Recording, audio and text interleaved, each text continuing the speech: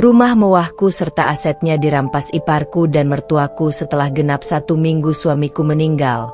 Aku tak terima. Akan aku balas. Siap-siap saja akan aku jadikan kalian gelandangan. Assalamualaikum warahmatullahi wabarakatuh. Selamat datang di LA Stories. Di balik senyuman ada air mata yang tak terlihat. Di balik tawa, ada kisah yang tak pernah diceritakan. Ini adalah LA Stories. Tempat di mana kisah nyata jadi pelajaran, dan luka hati jadi kekuatan. Setiap cerita di sini bukan sekadar drama, tapi potongan hidup yang bisa jadi cermin untuk kita semua. Siapkan hatimu, karena apa yang kamu dengar bisa mengubah cara pandangmu selamanya. Ini bukan sekadar cerita. Ini adalah kenyataan yang belum tentu sanggup kamu jalani. Setelah suamiku meninggal dunia, aku mengira hidupku akan terus berjalan dengan damai. Namun, kenyataan berkata lain. Dalam waktu kurang dari 1 minggu, iparku dan mertuaku dengan licik merampas rumah mewah dan seluruh aset kami. Aku yang selama ini setia dan berjuang bersama suami, kini disingkirkan tanpa ampun. Tapi aku tak akan tinggal diam. Dengan tekad baja, aku berjanji akan membalas dendam, mengembalikan hakku, dan menjatuhkan mereka yang telah mengkhianatiku. Persiapkan diri kalian, karena aku akan membuat kalian merasakan bagaimana rasanya kehilangan segalanya dan menjadi gelandangan. Kisah penuh intrik, pengkhianatan, dan balas dendam yang akan membuatmu terpaku. Like jika kamu suka cerita tentang kekuatan seorang wanita yang berani bangkit dari keterpurukan. Komen kalau kamu pernah merasakan dikhianati oleh keluarga sendiri, dan bagaimana kamu menghadapi itu. Subscribe untuk terus mendapatkan cerita-cerita penuh drama, intrik, dan pembalasan yang bikin kamu gregetan. Sebelum masuk ke ceritanya, jangan lupa absen dulu Bunda. Bunda semuanya dari daerah mana saja. Dan bagi yang sudah subscriber semoga rezekinya lancar. Udara malam itu terasa berat, seolah menekan dadaku dengan beban tak terlihat. Rumah megah yang dulu penuh tawa dan canda, kini berubah menjadi ruang sunyi yang mencekam. Di ruang tamu, aku duduk berdampingan dengan Arya, suamiku, yang sejak dulu selalu jadi tempatku berlindung. Tangannya hangat menggenggam tanganku erat, seakan ingin meyakinkan bahwa segala badai pasti bisa kami lalui bersama. Senyumnya lembut dan penuh kasih, tapi matanya menyimpan kelelahan yang tak bisa kupahami. Kita akan baik-baik saja, sayang, ucap Arya lirih. Suaranya seolah bisikan harapan di tengah malam yang kelam. Aku memandangnya, merasakan hangat yang menenangkan, berharap semua itu benar. Kami berdua tahu betapa kerasnya perjuangan kami selama ini, membangun rumah mewah ini dari nol, menata hidup yang dulu penuh perjuangan. Tapi malam itu, aku tidak tahu kalau ini adalah malam terakhir aku bisa melihat senyum itu secara langsung. Aku sibuk menyiapkan kejutan ulang tahunnya. Mimpi kecil kami, pesta sederhana, penuh tawa dan cinta bersama keluarga. Tapi nasib berkata lain. Belum sempat rencana itu terwujud, telepon berdering di ujung malam, membawa kabar yang merobek hati. Arya mengalami kecelakaan. Jantungku seperti berhenti berdetak saat aku mendengar kabar itu. Dengan segudang rasa takut dan panik, aku berlari ke rumah sakit, menembus dingin dan gelapnya malam. Air mataku mengalir deras sepanjang perjalanan, berdoa agar suamiku selamat. Sesampainya di rumah sakit, aku melihat Arya terbaring dengan selang dan alat medis menempel di tubuhnya. Wajahnya yang dulu penuh semangat kini pucat. Napasnya tersengal dalam keheningan mesin. Aku menggenggam tangannya, berbisik agar dia kuat, agar dia bertahan. Tapi takdir berkata lain. Detik-detik berlalu perlahan, dan aku menyaksikan suamiku mengembuskan napas terakhir dengan damai. Dunia seketika runtuh. Aku jatuh terduduk di sampingnya, tubuhku lemas, hati remuk redam. Rumah yang dulu kami bangun bersama kini terasa kosong, hampa. Semua janji, semua impian, seolah terenggut begitu saja.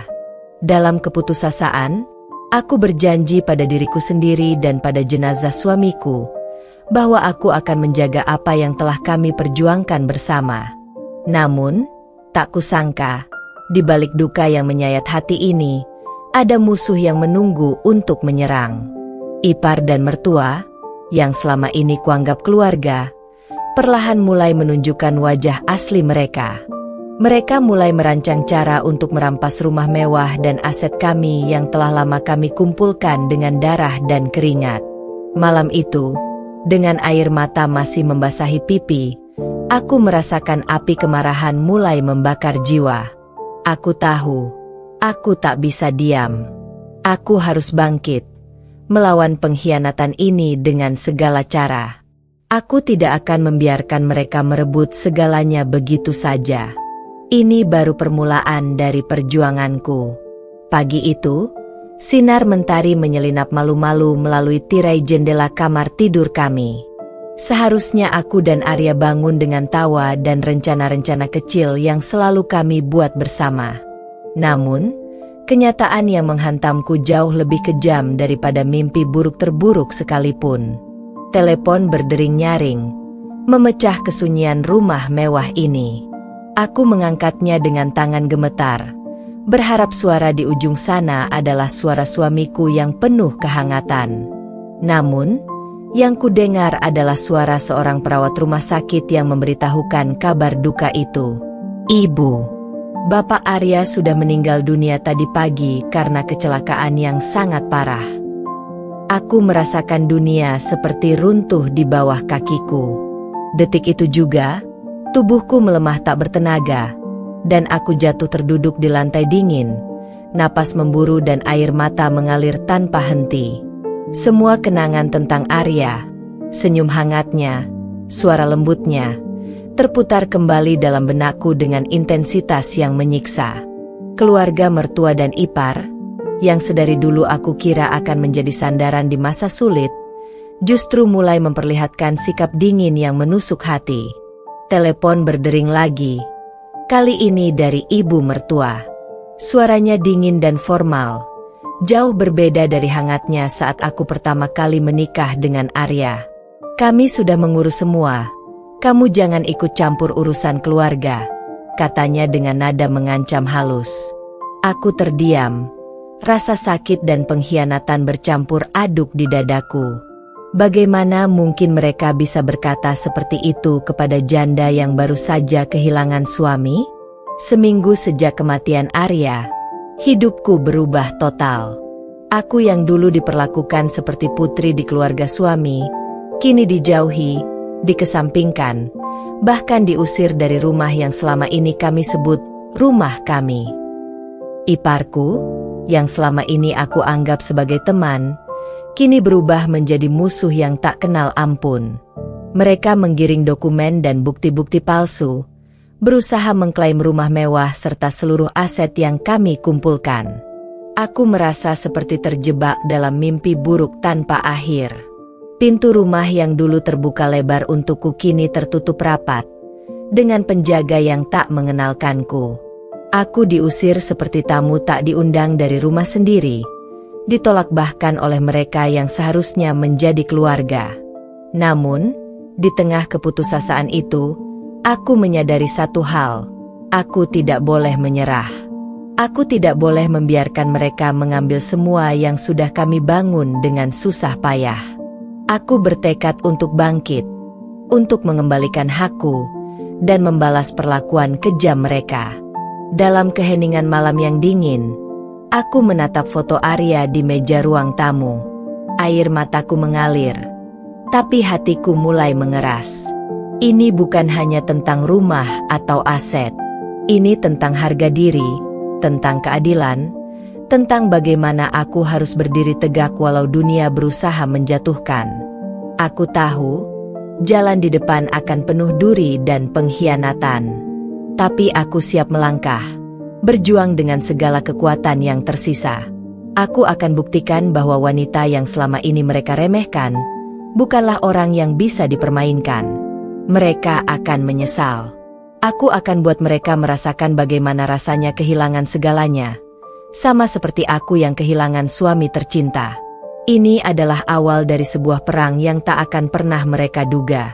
Hari-hari setelah kehilangan Arya seperti kabut tebal yang menutupi pandanganku. Setiap sudut rumah mewah ini mengingatkanku pada tawa dan janji-janji manis yang kini berubah menjadi luka yang tak pernah hilang. Namun, lebih dari itu, yang paling menyakitkan adalah bagaimana keluarga suamiku, orang-orang yang dulu kukira akan menjadi pelindungku, berubah menjadi bayangan hitam yang perlahan menggerogoti harapanku. Aku mencoba mengumpulkan sisa-sisa kekuatan untuk mengurus segala urusan yang berkaitan dengan kepergian Arya. Namun, setiap langkah yang kuambil selalu dihadang oleh sikap dingin dan manipulasi dari mertua serta iparku. Mereka memandangku seperti musuh, seperti orang asing yang tidak punya hak sedikit pun untuk ikut campur dalam urusan keluarga. Suatu sore, aku duduk di ruang kerja Arya, menatap berkas-berkas penting yang seharusnya menjadi milik kami berdua.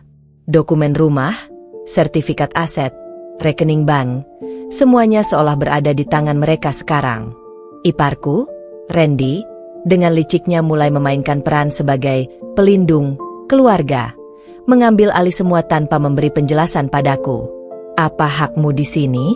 Kamu bukan siapa-siapa tanpa Arya," kata Randy dengan nada merendahkan saat aku mencoba meminta penjelasan. Hatiku tercabik. Aku yang selama ini berdampingan dengan suamiku membangun segala sesuatu, kini dihina seperti orang asing. Namun aku tak bisa membiarkan diriku diperlakukan seperti itu. Aku berusaha mencari dukungan dari keluarga dan sahabat, namun tak semuanya bisa kuandalkan. Beberapa yang dulu dekat, kini memilih diam atau bahkan menjauh. Rasanya seperti aku berdiri sendirian di tengah badai yang menggila. Di balik semua itu, aku menyimpan api kecil harapan. Aku percaya masih ada jalan untuk membalikkan keadaan. Aku mulai mencari informasi tentang hak-hak hukum yang bisa aku perjuangkan, berkonsultasi dengan pengacara, dan menyiapkan bukti-bukti yang kuat. Malam demi malam aku lewati dengan penuh kegelisahan. Aku menatap langit-langit kamar yang kosong, memikirkan bagaimana aku bisa membalikkan keadaan ini. Aku tahu, tidak mudah. Mereka memiliki kekuasaan, pengaruh, dan jaringan yang luas. Tapi aku punya sesuatu yang mereka tak miliki, tekad yang tak tergoyahkan dan cinta yang masih hidup untuk Arya. Aku mulai menulis rencana perlahan, cara untuk mendapatkan kembali rumah dan aset yang sudah dirampas. Ini bukan hanya soal harta, tapi soal harga diri, soal keadilan yang harus ditegakkan. Namun, aku juga sadar satu hal penting, aku harus berhati-hati. Musuhku bukan hanya mereka yang aku lihat, tapi juga mereka yang menyamar sebagai keluarga, yang siap menjatuhkan aku kapan saja. Dengan mata yang sembab karena kurang tidur, aku berjanji pada diri sendiri bahwa aku tidak akan membiarkan pengkhianatan ini menghancurkan hidupku. Aku akan bangkit, memperjuangkan hakku, dan membalas semua ini. Aku takkan berhenti sebelum keadilan menjadi milikku kembali. Harapan yang mulai tumbuh di hatiku itu, meski ternoda oleh duka dan pengkhianatan, tetap kukunci erat. Karena aku tahu, selama aku punya harapan, aku masih punya kekuatan untuk berjuang. Seiring waktu berjalan, sikap ipar dan mertua yang selama ini kusebut keluarga mulai berubah drastis. Mereka tak lagi menyembunyikan niat sebenarnya. Di balik senyum palsu dan ucapan manis, tersembunyi perhitungan dan tipu daya yang dingin. Aku merasakan mereka bukan hanya ingin menguasai aset kami, tapi juga berusaha menghancurkan harga diriku sebagai janda yang baru kehilangan suami. Pagi itu, aku menerima undangan dari ibu mertua untuk bertemu keluarga besar, yang katanya ingin membicarakan keputusan penting demi kebaikan bersama. Dengan hati berat, aku datang ke rumah orang tua Arya, berharap masih ada sedikit rasa hormat tersisa. Namun, kenyataan jauh berbeda. Begitu aku melangkah masuk, Aku disambut tatapan dingin dan bisik-bisik kecil yang menusuk jiwa. Ipar-ipar yang selama ini kuberi senyum hangat, kini membalas dengan dingin dan cemooh. Ibu mertua, dengan wajah penuh kepura-puraan, mulai membuka pembicaraan dengan kalimat yang membuat darahku mendidih. Kami sudah memutuskan untuk mengambil alih semua aset Arya, termasuk rumah mewah ini. Kamu harus mengerti, kamu sudah tidak lagi menjadi bagian dari keluarga ini secara resmi. Jantungku terasa seperti dipukul keras. Aku mencoba menahan air mata yang hampir tumpah, tapi suara yang keluar dari mulutku sangat tegas. Aku bukan orang asing. Aku adalah istri Arya, yang selama ini bekerja keras bersama dia. Apa hak kalian mengambil semua ini tanpa sepengetahuanku? Iparku, Randy, melangkah maju dengan senyum sinis. Ini bukan soal hak, tapi soal realita. Kami yang menjaga keluarga ini setelah Arya pergi. Kamu hanya beban. Aku terpaku. Kata-kata itu melukai lebih dalam dari pisau tajam. Tapi aku tahu, aku tidak boleh menyerah begitu saja. Aku harus membalas perlakuan kejam ini dengan strategi yang matang. Kejadian itu menjadi titik balik bagiku. Aku sadar bahwa aku menghadapi musuh yang tidak segan-segan menggunakan segala cara, termasuk fitnah dan manipulasi hukum. Mereka mulai menyebarkan gosip buruk tentangku, berusaha mencemarkan nama baik agar aku terlihat tak layak mendapat warisan. Aku menerima banyak telepon dari orang-orang yang dulu kukira teman, kini menjauh dengan alasan tidak ingin terlibat masalah keluarga. Kesendirian mulai menggerogoti mentalku, tapi aku berusaha kuat demi mengenang suamiku. Di malam yang sunyi, aku duduk di ruang tamu yang dulu penuh kebahagiaan, kini hanya dipenuhi rasa duka dan pengkhianatan. Aku mengulang-ulang dalam hati bahwa aku tidak akan membiarkan mereka menang. Mereka mungkin bisa merebut rumah dan aset secara fisik, tapi aku punya sesuatu yang tidak bisa mereka rampas, tekad dan harga diri yang tak tergoyahkan. Dalam hatiku, aku merancang rencana balas dendam yang akan membuat mereka menyesal pernah menginjakku.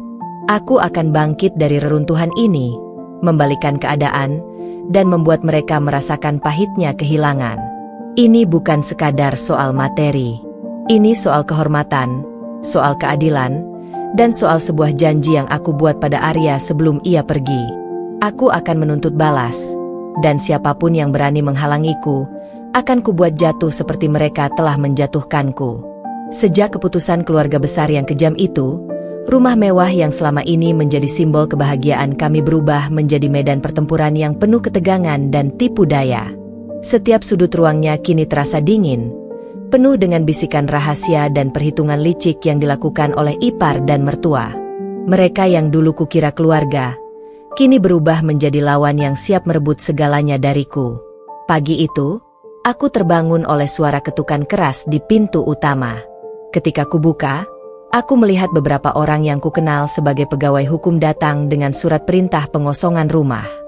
Mereka membawa dokumen yang mengatakan bahwa rumah ini bukan lagi milikku atau milik almarhum suamiku, tapi sudah dialihkan atas nama ipar dan mertua. Hatiku seperti dihantam badai ganas. Aku yang selama ini menjaga dan merawat rumah ini, kini disuruh keluar seperti pengemis tanpa tempat. Aku berdiri tegak, menatap surat itu dengan perasaan campur aduk antara marah, sakit hati, dan tekad yang membara. Ini tidak benar. Rumah ini adalah milikku dan suamiku. Aku tidak akan pergi.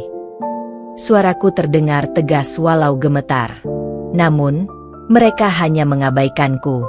Dengan dingin, mereka mulai mengemas barang-barang milikku dan bahkan mulai memasang gembok baru di pintu rumah. Ipar dan mertua, dengan wajah tanpa sedikitpun rasa bersalah, menyaksikan semuanya sambil tertawa kecil seolah mereka sedang memenangkan perang besar. Aku tahu, ini bukan sekadar soal rumah atau harta benda. Ini adalah simbol dari segala pengkhianatan dan ketidakadilan yang mereka lakukan.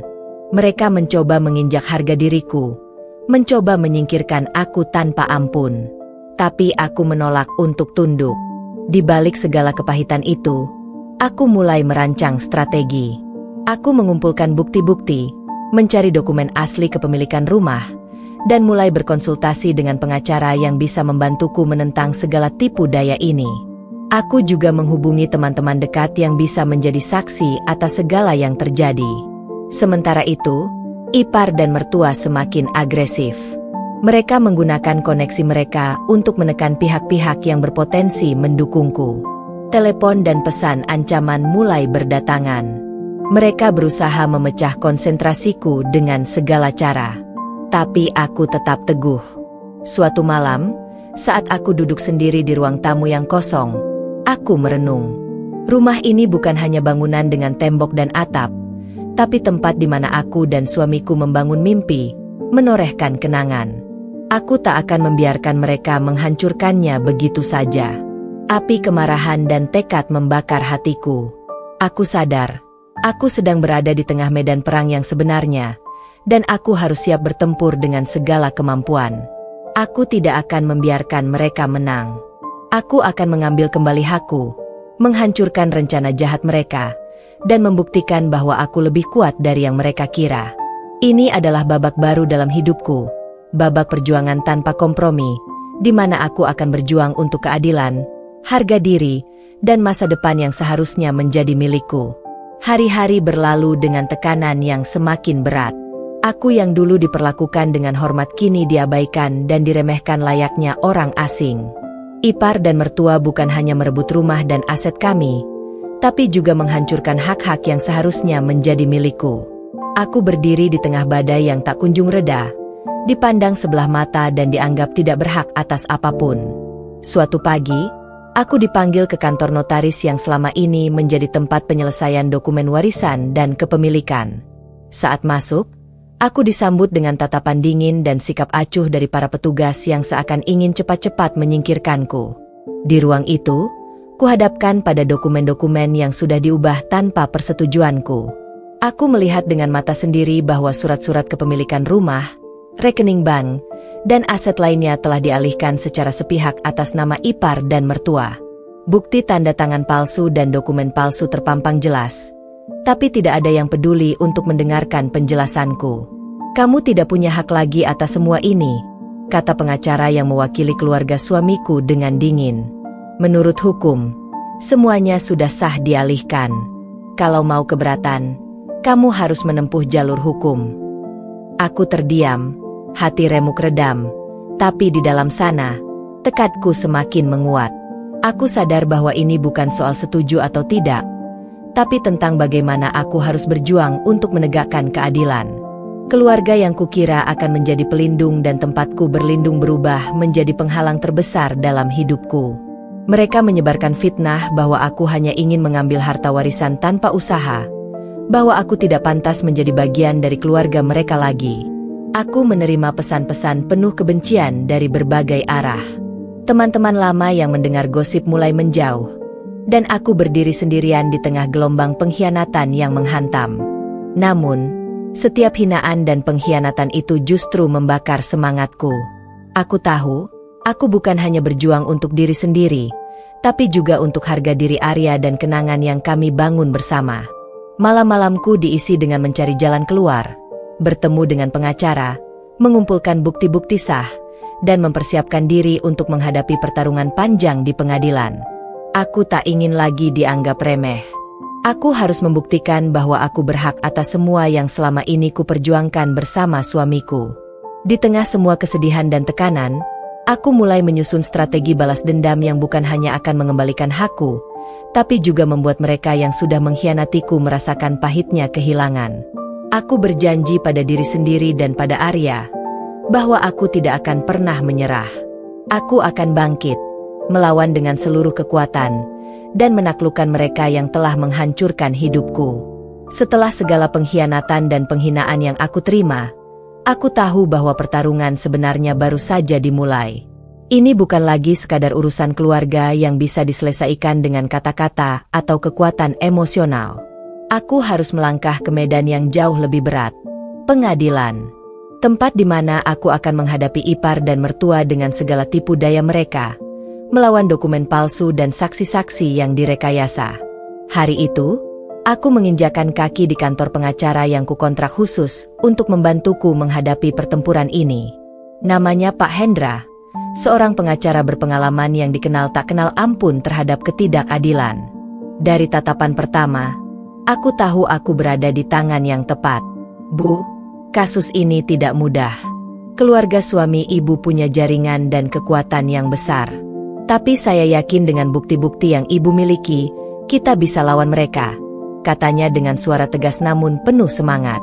Aku mengangguk, menyadari betapa beratnya perjuangan ini. Kami mulai mengumpulkan semua dokumen asli, tanda tangan, bukti transfer, dan segala yang bisa menunjukkan bahwa aku dan Arya adalah pemilik sah atas rumah dan aset yang kini mereka rampas. Pertemuan demi pertemuan dilakukan. Aku harus menghadiri sidang demi sidang, mendengarkan argumen yang seringkali menyakitkan dan merendahkan. Di hadapan hakim, kujelaskan bagaimana rumah itu dibangun dengan cinta dan kerja keras kami, bagaimana semua aset adalah hasil perjuangan suamiku dan aku. Namun, pihak ipar dan mertua tak tinggal diam. Mereka menyodorkan saksi-saksi palsu yang berusaha mencemarkan nama baikku, mengklaim bahwa aku tidak berhak karena selama ini dianggap tidak ikut berkontribusi. Mereka memainkan permainan kotor, mencoba memutarbalikkan fakta demi kepentingan mereka. Aku merasa lelah dan terkadang hampir putus asa. Tapi setiap kali itu terjadi, aku teringat pada Arya, pada janji yang kuucapkan saat terakhir kali bersamanya. Aku tak boleh menyerah. Aku harus bertahan demi dirinya, demi keadilan, dan demi masa depanku sendiri. Dalam sidang, aku juga harus menghadapi berbagai tekanan dari keluarga suamiku yang mencoba memecah konsentrasiku. Telepon ancaman, bisikan di belakangku, bahkan upaya untuk membeli kesetiaan saksi-saksi yang mendukungku. Tapi aku tetap teguh. Aku mulai menyadari bahwa ini bukan hanya perang hukum, tapi juga perang psikologis. Aku harus kuat, tak boleh goyah, dan harus cerdik dalam setiap langkah. Di sela-sela perjuangan hukum itu, aku mendapatkan dukungan kecil dari sahabat lama dan beberapa kerabat yang masih mempercayaiku. Mereka menjadi tempatku berkeluh kesah, memberi semangat ketika aku merasa lelah. Hari demi hari, aku lalui dengan penuh perjuangan. Aku belajar banyak tentang hukum, strategi, dan juga tentang betapa pentingnya kepercayaan diri. Aku berubah dari seorang istri yang terluka menjadi wanita pejuang yang siap menghadapi segalanya. Meski jalan masih panjang dan penuh rintangan, aku mulai merasakan secercah harapan. Aku percaya, dengan keteguhan hati dan bantuan yang tepat, keadilan akan berpihak padaku. Aku akan membuktikan bahwa aku lebih dari sekadar istri yang ditinggalkan. Aku adalah pemilik sah dari semua yang telah kami bangun bersama Arya. Perjuangan hukum yang kujalani bukan hanya soal dokumen dan saksi. Perlahan, aku mulai membuka tabir gelap yang selama ini tersembunyi di balik senyum manis ipar dan mertua. Jejak-jejak pengkhianatan yang selama ini mereka sembunyikan mulai terkuak satu persatu, seperti benang kusut yang kian menyingkap kebusukan di dalam keluarga suamiku. Suatu malam, saat aku tengah menelusuri tumpukan arsip lama yang kubawa dari rumah, aku menemukan beberapa dokumen yang mencurigakan. Ada tanda tangan Arya yang terpaksa dipalsukan dalam surat perjanjian aset dan tanah, ada transfer rekening yang aneh, dan bukti komunikasi rahasia antara iparku dan beberapa oknum pejabat yang diduga membantu mereka mengurus peralihan kepemilikan secara ilegal. Rasa marah dan kecewa membara dalam hatiku. Aku tak menyangka, orang yang selama ini kukira keluarga, ternyata bisa berkhianat sedemikian dalamnya. Mereka menggunakan segala cara, termasuk tipu muslihat dan korupsi, demi merebut harta yang seharusnya menjadi milikku dan suamiku. Namun, temuan ini memberiku kekuatan baru. Aku tahu, ini bukan sekadar pertarungan hukum biasa, tapi juga misi untuk membersihkan nama baik suamiku dan membongkar kejahatan yang selama ini tersembunyi. Dengan hati-hati, aku menyerahkan semua bukti ini kepada pengacaraku, Pak Hendra. Ini bisa menjadi senjata kita yang paling ampuh, katanya sambil memeriksa dokumen-dokumen tersebut dengan seksama. Kalau kita bisa membuktikan ini di pengadilan, mereka akan sulit mengelak. Aku mulai mengumpulkan saksi-saksi yang mengetahui adanya praktik kecurangan ini. Beberapa dari mereka takut dan enggan bicara karena tekanan dan ancaman. Tapi aku terus meyakinkan mereka bahwa keadilan akan datang, dan aku akan melindungi siapa saja yang berani berdiri bersama kebenaran. Di tengah semua itu, aku juga harus menghadapi tekanan psikologis yang sangat besar. Fitnah dan gosip semakin menjadi-jadi, nama baikku terus dicemarkan. Tapi aku tidak membiarkan hal itu menghancurkanku. Sebaliknya, aku gunakan semua itu sebagai bahan bakar semangat. Malam demi malam aku menghabiskan waktu untuk menyiapkan diri, memperkuat mental, dan menyusun strategi. Aku tahu, pertarungan ini bukan hanya tentang uang dan rumah, tapi juga tentang harga diri dan martabat. Semakin dalam aku menggali, semakin banyak kotoran yang terkuak. Ipar dan mertua tidak hanya mencuri aset, mereka juga melakukan manipulasi hukum, suap, dan intimidasi terhadap banyak pihak. Aku tak takut lagi. Aku siap menghadapinya dengan bukti di tangan dan hati yang teguh. Aku yakin, kebenaran akan memenangkan pertarungan ini. Ini adalah babak baru dalam hidupku. Babak pembalasan yang akan membuat mereka menyesal telah mengkhianatiku. Setelah bukti-bukti pengkhianatan mulai terkuak dan aku berusaha mengangkatnya ke permukaan, aku pikir ipar dan mertua akan mulai goyah dan ragu melanjutkan kejahatan mereka. Namun kenyataannya lebih kejam dan memilukan. Mereka justru semakin ganas, memperketat cengkeraman mereka dengan cara yang lebih licik dan kejam. Aku bukan lagi bagian dari keluarga. Aku menjadi musuh yang harus disingkirkan. Hari-hari berlalu penuh tekanan dan ancaman yang tak kunjung usai. Setiap langkahku diawasi, setiap kata yang kuucapkan dipelintir menjadi senjata untuk menyerangku. Keluarga besar yang dulu kukira adalah pelindung dan tempat berlindung, berubah menjadi barisan lawan yang siap menghancurkan aku kapan saja. Mereka berdiri dalam satu barisan bersama ipar dan mertua, menyebarkan fitnah dan gosip yang menghancurkan reputasiku. Puncaknya terjadi saat aku dipaksa menghadiri pertemuan keluarga besar yang diselenggarakan secara mendadak di rumah mertua. Undangan yang tidak kuharapkan itu penuh dengan niat tersembunyi. Aku tahu aku akan disudutkan, dipermalukan, dan dituduh tanpa dasar. Namun aku datang dengan kepala tegak, menolak untuk menyerah meski dalam hati aku tahu betapa berat ujian ini. Di ruang tamu yang luas namun penuh dengan aura dingin itu, aku berdiri di hadapan keluarga yang dulu kucintai.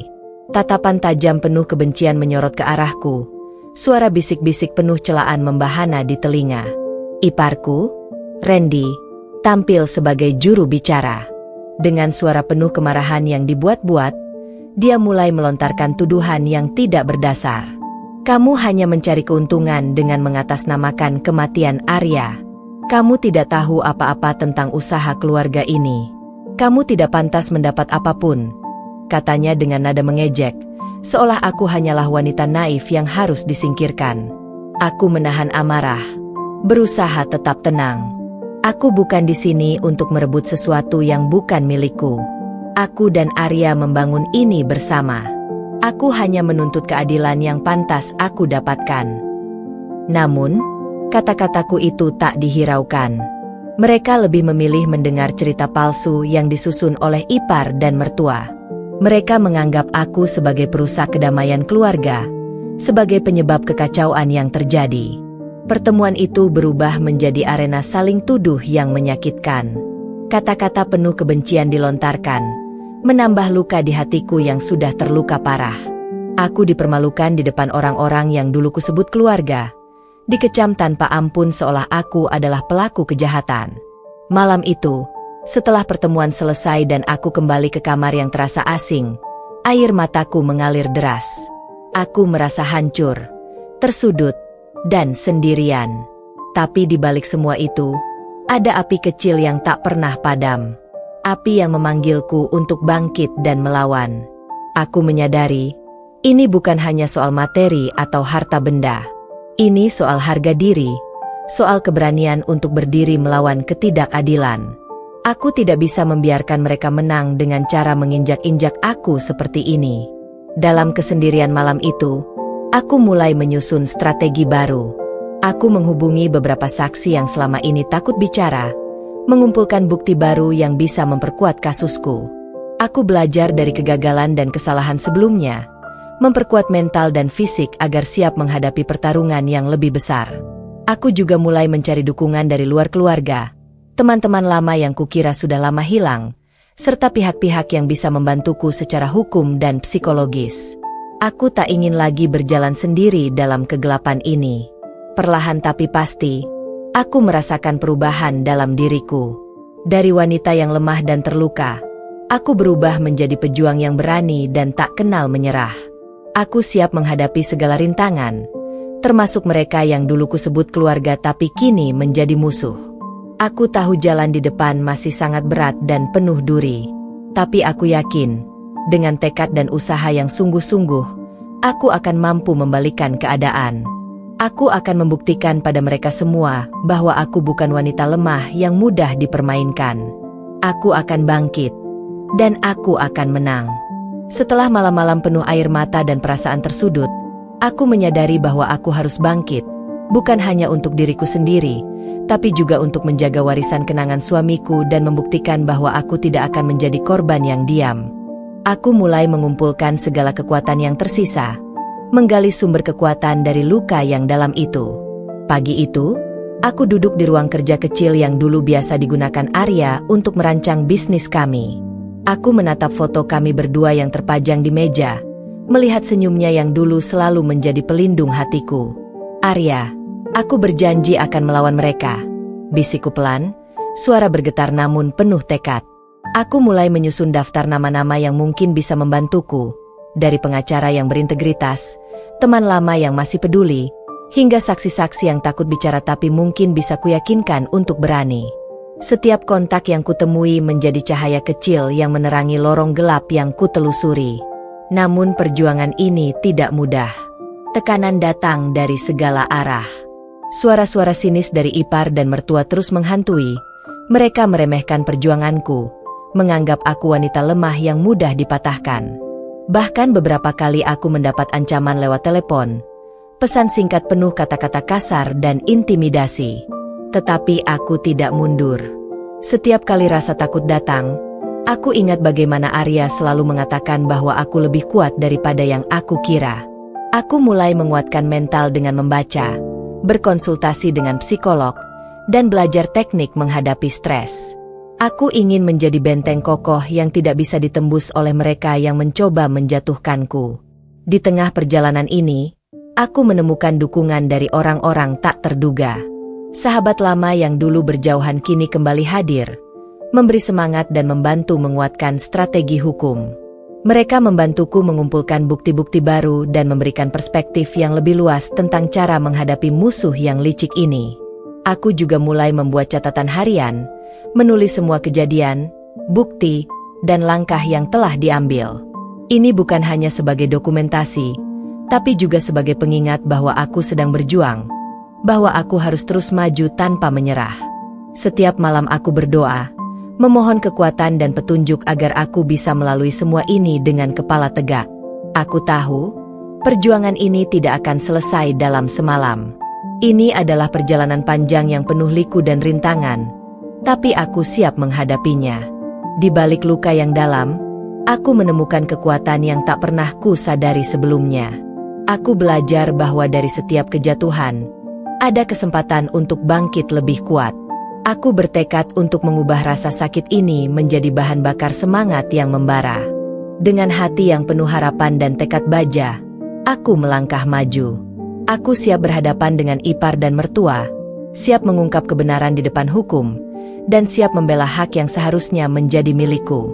Ini adalah babak baru dalam hidupku, babak kebangkitan dan pembalasan yang akan menentukan siapa yang benar-benar layak mendapatkan rumah mewah dan warisan Arya.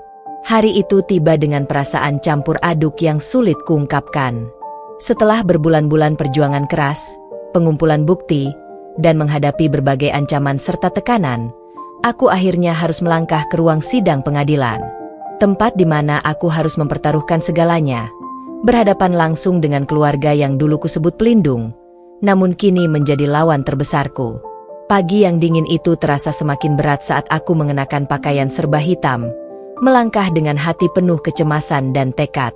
Mata semua orang di ruang sidang tertuju padaku, tatapan penuh curiga, sinis, bahkan penuh kebencian. Aku tahu, Aku bukan hanya berhadapan dengan fakta hukum, tapi juga dengan stigma sosial sebagai janda yang berjuang sendiri. Aku duduk di bangku penggugat, memegang erat dokumen-dokumen yang menjadi senjata utama perjuanganku. Di seberang sana, keluarga suamiku duduk dengan raut wajah penuh kemenangan yang dipaksakan. Mereka percaya semua sudah berakhir, bahwa aku tidak berdaya. Sidang dimulai dengan pembacaan dakwaan dan pembelaan yang panjang. Pengacara mereka mencoba mengkerdilkan keberadaanku, menuduh aku hanya mencari keuntungan, bahkan mempertanyakan integritasku. Saksi-saksi palsu dihadirkan, satu persatu mereka berbicara dengan narasi yang sudah diatur, berusaha mencemarkan namaku dan menutupi kebenaran. Namun pengacaraku tidak tinggal diam. Dengan tegas, sistematis, dan terstruktur, mereka membeberkan bukti-bukti kuat, surat-surat kepemilikan asli, bukti transfer yang jelas, rekaman komunikasi antara aku dan Arya, serta fakta-fakta yang menunjukkan adanya pemalsuan dokumen oleh ipar dan mertua.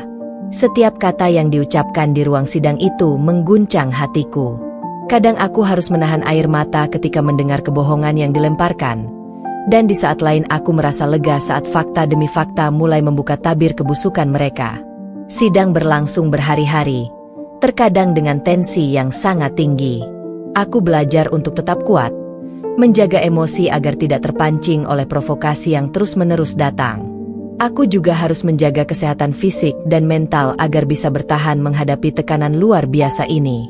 Di luar ruang sidang, aku seringkali duduk sendiri, merenung, dan mengumpulkan kekuatan. Aku menulis catatan harian, merekam setiap kejadian, dan mempersiapkan argumen yang akan kuajukan di hari-hari berikutnya. Aku tahu bahwa ini bukan sekadar pertarungan hukum, tapi juga pertarungan hidup dan mati bagiku. Ketika malam tiba, aku merasakan kerinduan yang begitu dalam pada Arya. Aku berdoa agar dia bisa melihat perjuanganku dari sana, dan memberiku kekuatan untuk terus melangkah. Sementara itu, tekanan sosial dan psikologis tidak pernah berhenti.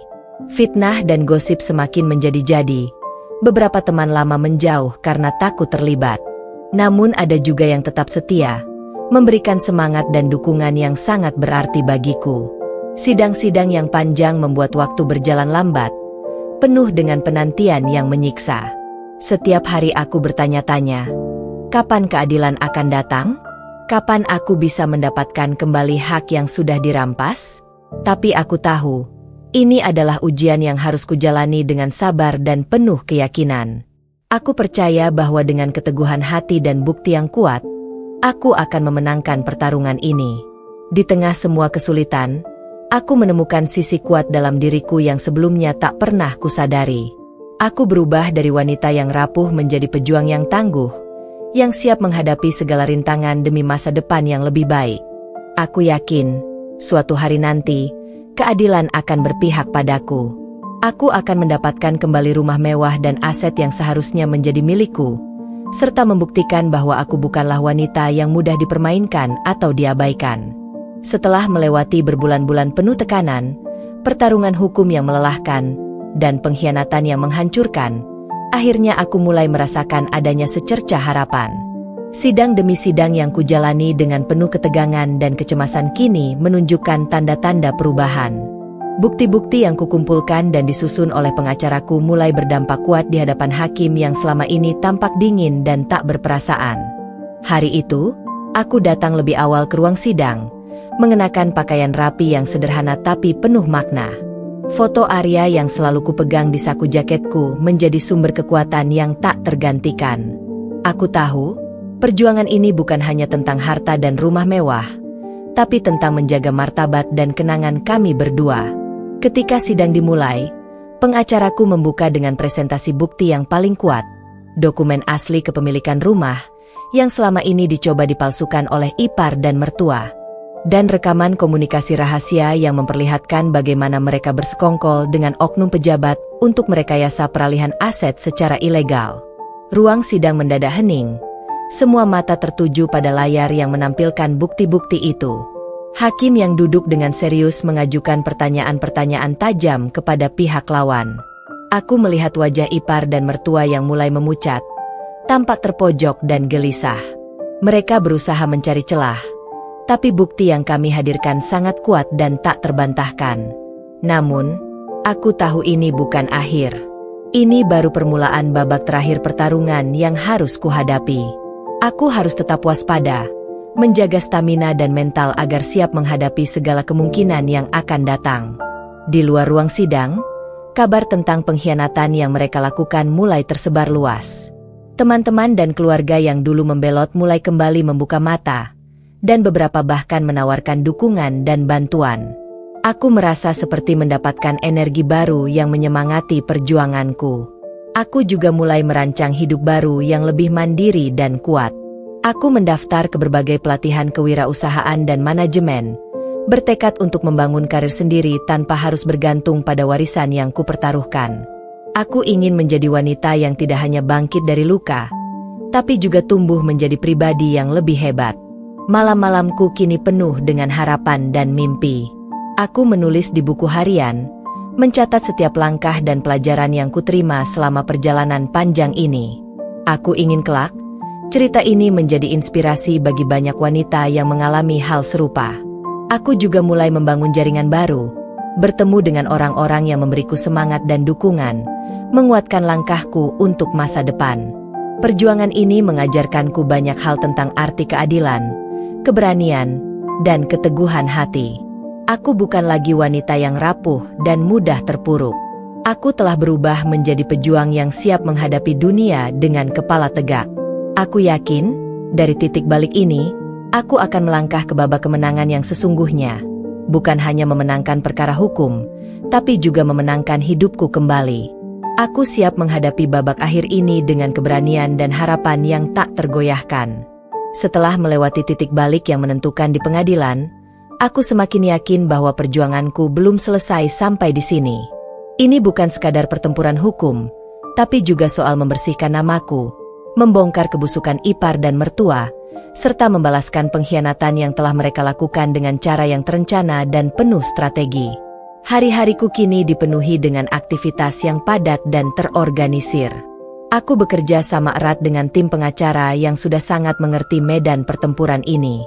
Selain itu, aku mengajak beberapa penyidik independen dan konsultan investigasi untuk membantu membongkar lebih dalam jejak-jejak kecurangan dan manipulasi yang mereka lakukan selama ini. Aku mulai menelusuri setiap transaksi mencurigakan, setiap komunikasi rahasia yang selama ini disembunyikan. Setiap bukti yang berhasil ditemukan kuabadikan dan kuolah menjadi alat bukti yang tak terbantahkan. Dari dokumen palsu, rekaman pembicaraan rahasia, hingga pernyataan saksi yang selama ini dipaksa bungkam, semuanya mulai terkumpul rapi di tanganku. Di luar pengadilan, aku juga membangun reputasi baru. Aku mulai aktif mengikuti seminar bisnis dan kewirausahaan, memperluas jaringan dan menunjukkan bahwa aku mampu bangkit dari keterpurukan. Setiap langkah yang kuambil di dunia nyata menjadi bagian dari rencana pembalasan ini, membuktikan bahwa aku bukan hanya korban, tapi juga pejuang yang tangguh dan cerdas. Namun, musuhku juga tidak tinggal diam. Mereka mulai melakukan berbagai cara kotor untuk menjatuhkanku kembali. Fitnah baru, ancaman, dan intimidasi menjadi bagian dari tekanan yang kuterima setiap hari. Mereka bahkan berusaha menyuap saksi-saksi penting agar membelot dari kesaksian yang sebenarnya. Tapi aku sudah lebih siap sekarang. Dengan sistem keamanan yang ketat dan jaringan pendukung yang kuat, aku memastikan bahwa setiap ancaman dan upaya intimidasi ini bisa dipantau dan didokumentasikan sebagai bukti tambahan di pengadilan. Aku tak ingin mereka lolos begitu saja dari jerat hukum. Puncak dari rencanaku terjadi saat aku berhasil memperoleh rekaman rahasia pembicaraan antara ipar dan mertua dengan beberapa pejabat yang korup, di mana mereka membahas cara mengelabui proses hukum dan mengintimidasi saksi. Aku tidak segan-segan membawa rekaman ini ke pengadilan, memperlihatkannya di depan hakim dan publik. Reaksi yang terjadi sangat luar biasa. Wajah-wajah mereka berubah pucat, beberapa sampai gugup dan berusaha membantah, tapi bukti itu terlalu kuat untuk dibantah. Saat itu aku merasa seperti mendapatkan kemenangan kecil yang sangat berarti. Aku melihat bagaimana kedok mereka mulai terbuka, bagaimana kepercayaan yang selama ini mereka bangun rapuh dan mulai runtuh satu persatu. Namun aku sadar, ini belum akhir. Aku harus terus berjuang sampai keadilan benar-benar ditegakkan.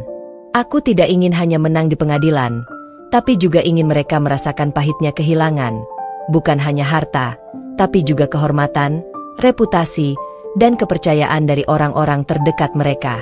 Di balik semua itu, aku juga belajar banyak tentang arti kesabaran, kecerdikan, dan kekuatan mental.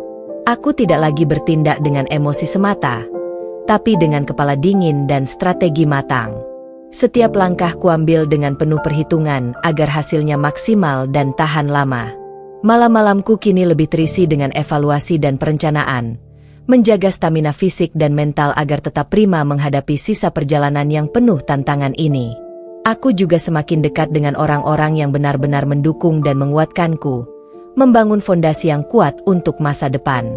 Aku percaya, pembalasan yang aku rencanakan ini bukan hanya soal membayar lunas semua sakit yang kualami, tapi juga tentang membangun kembali hidupku dengan lebih baik dan bermartabat. Ini adalah babak pembalasan yang tak hanya mengoyak keserakahan mereka, tapi juga menginspirasi banyak wanita untuk berani bangkit melawan ketidakadilan. Setelah keberhasilan membongkar kedok ipar dan mertua di pengadilan, aku menyangka perjuangan ini akan sedikit lebih mudah. Namun, kenyataan berkata lain. Kemenangan itu ternyata membuka pintu baru menuju tantangan yang jauh lebih berat dan menguji ketangguhan jiwaku secara mendalam. Hari-hari setelah sidang itu berubah menjadi medan pertempuran psikologis yang tak kunjung usai. Serangan mereka datang bertubi-tubi, tidak hanya lewat jalur hukum tapi juga melalui serangan pribadi yang sangat kejam. Mereka menyebarkan fitnah melalui media sosial, memutarbalikkan fakta agar aku terlihat sebagai wanita yang haus harta dan menghancurkan keharmonisan keluarga. Setiap pagi aku bangun dengan perasaan cemas, takut akan serangan berikutnya. Notifikasi ponsel yang terus berdentang dengan komentar pedas dan pesan-pesan bernada ancaman membuat hatiku bergetar. Bahkan beberapa teman lama yang selama ini kukira setia mulai menjauh, takut terjebak dalam konflik yang semakin rumit ini. Namun, di saat itulah aku menemukan kekuatan yang tak pernah kusadari sebelumnya. Aku menyadari bahwa perjuangan ini bukan hanya tentang harta atau pengadilan, tapi juga tentang bagaimana aku berdamai dengan diriku sendiri dan menguatkan jiwa yang hampir patah. Aku mulai mencari bantuan profesional. Seorang psikolog wanita yang penuh pengertian menjadi tempatku berbagi segala rasa takut, luka, dan kekecewaan. Melalui sesi terapi yang panjang dan mendalam, aku belajar menerima perasaan negatif tanpa membiarkannya menguasai diriku. Aku belajar bagaimana mengelola stres dan mengubah energi negatif menjadi motivasi untuk bangkit. Terapi itu menjadi titik balik bagiku. Aku mulai melatih diri untuk tetap fokus pada tujuan dan tidak terjebak dalam lingkaran kebencian. Aku menguatkan hati untuk melihat masa depan dengan penuh harapan, meski luka dan duka masih membekas. Selain itu, aku membangun jaringan dukungan yang lebih solid. Sahabat lama yang dulu berjauhan kini kembali hadir, membawa energi positif dan semangat baru. Aku bergabung dalam komunitas wanita pejuang yang memberikan inspirasi dan kekuatan.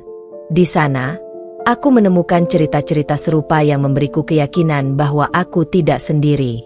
Dalam perjalanan ini, aku juga mulai merintis karir baru.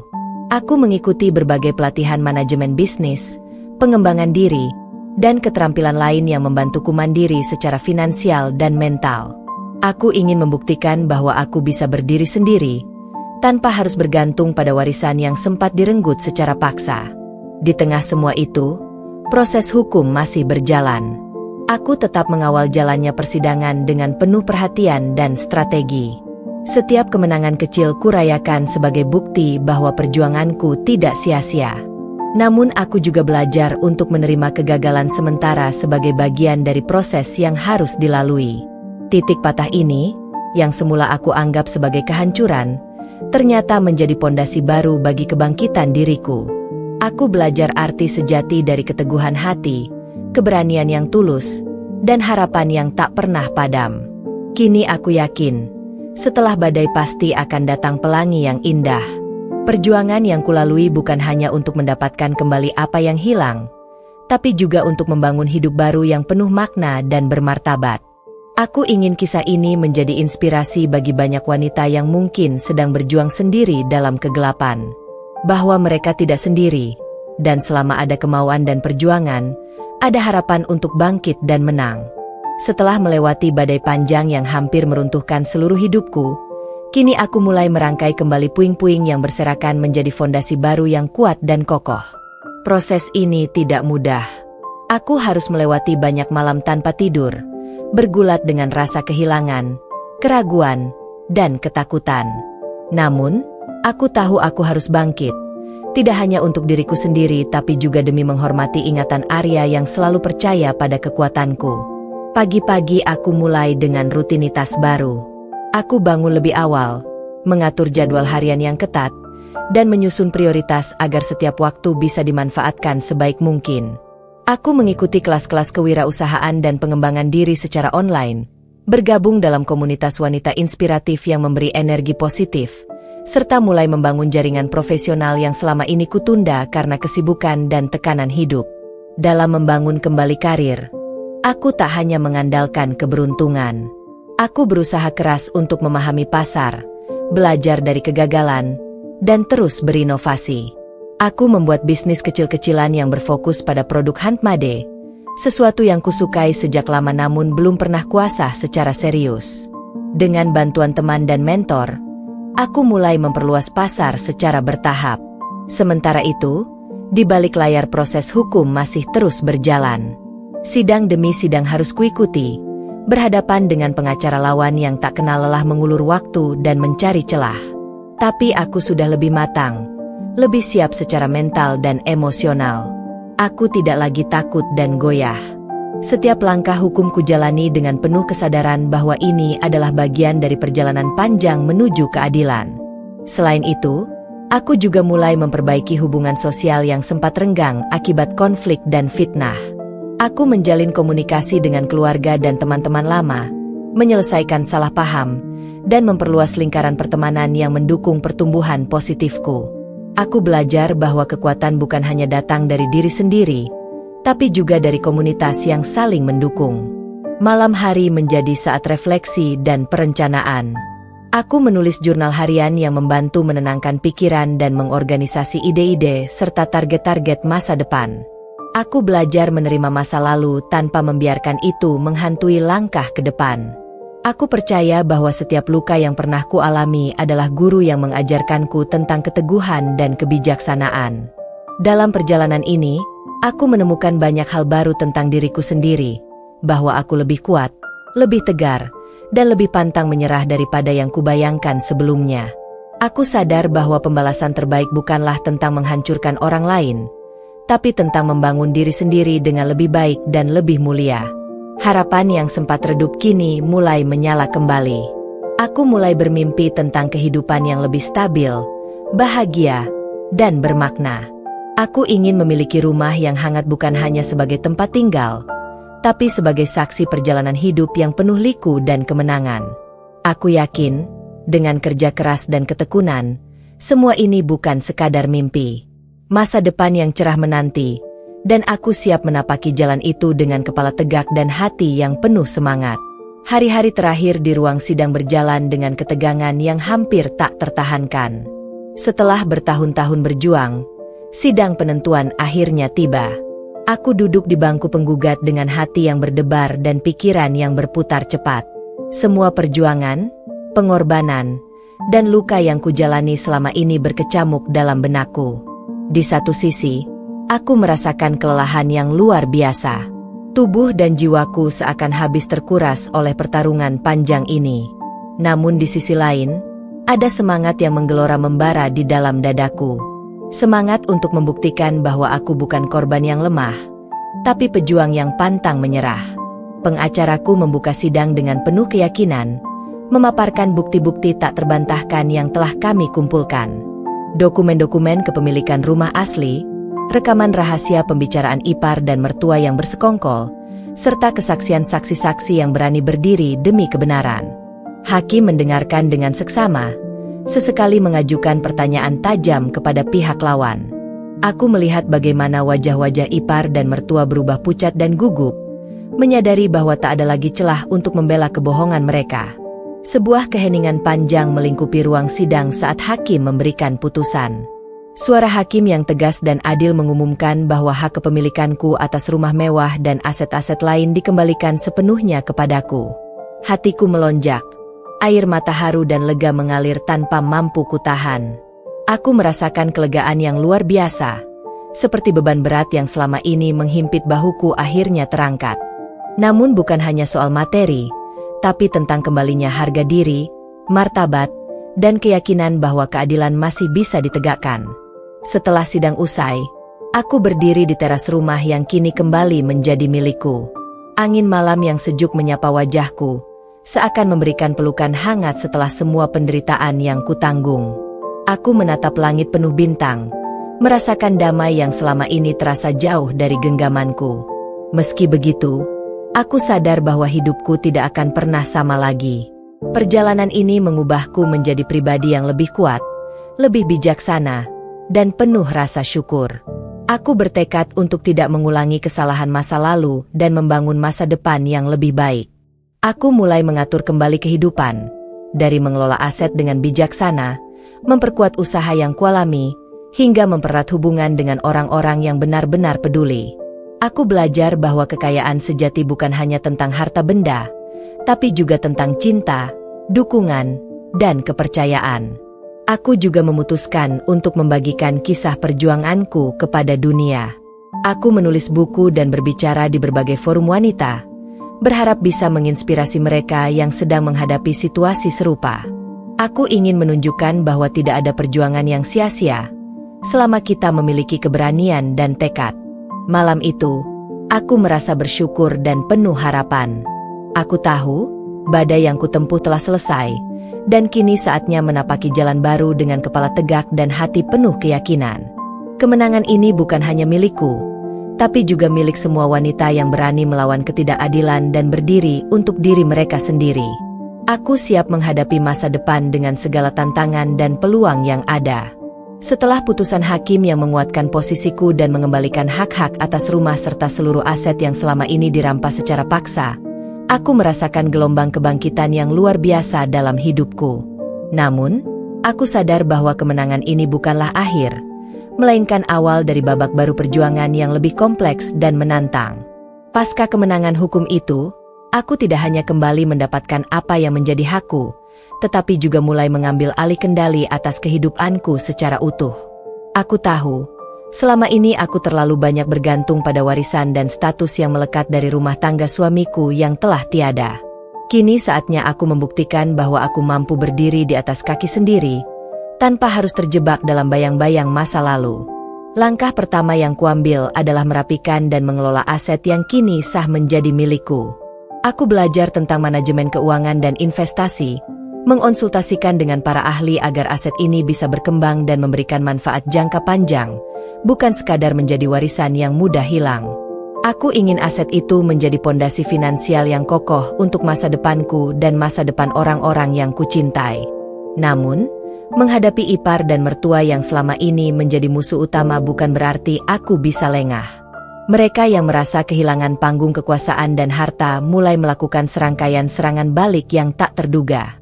Aku menerima pesan-pesan ancaman, bisikan fitnah yang disebarkan secara sistematis melalui media sosial dan lingkaran sosial kami. Bahkan ada upaya-upaya untuk menjatuhkan reputasiku secara profesional dan personal. Tapi aku tak gentar. Semua serangan itu justru membuatku semakin kuat dan berhati-hati dalam bertindak. Aku memperkuat jaringan dukungan sosial dan profesional, membangun relasi dengan orang-orang berintegritas dan berdedikasi.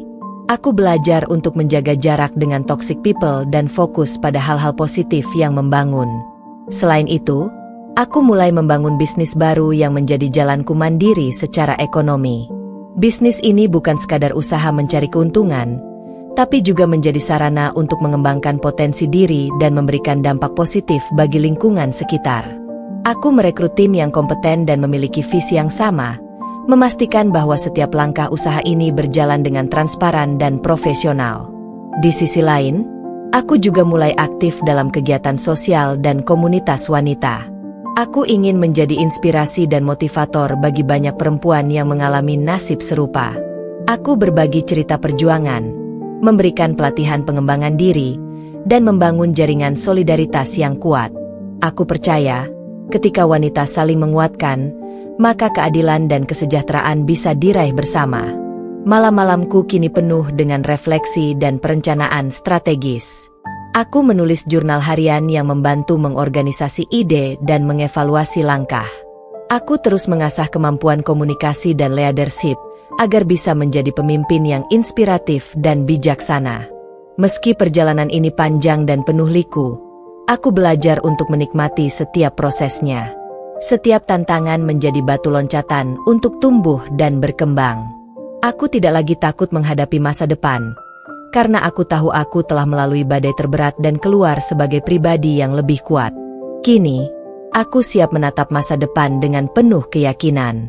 Aku tahu bahwa perjuanganku belum selesai sepenuhnya, tapi aku sudah berada di jalur yang benar. Kemenangan hukum bukan hanya mengembalikan apa yang hilang, tapi juga membuka jalan untuk kehidupan baru yang lebih bermakna dan penuh harapan. Aku bersyukur atas semua pengalaman pahit dan manis yang telah membentukku. Dari titik paling gelap, aku menemukan cahaya yang memandu langkahku menuju kebangkitan sejati. Aku bukan lagi korban, tapi pejuang yang siap menorehkan kisah inspiratif bagi banyak orang. Setelah melewati badai kehidupan yang begitu dahsyat, aku berdiri di puncak kemenangan dengan kepala tegak dan hati penuh kebanggaan. Perjalanan panjang yang penuh derita, pengkhianatan, dan pengorbanan kini membuahkan hasil yang tidak hanya berupa harta, tetapi juga pelajaran hidup yang sangat berharga.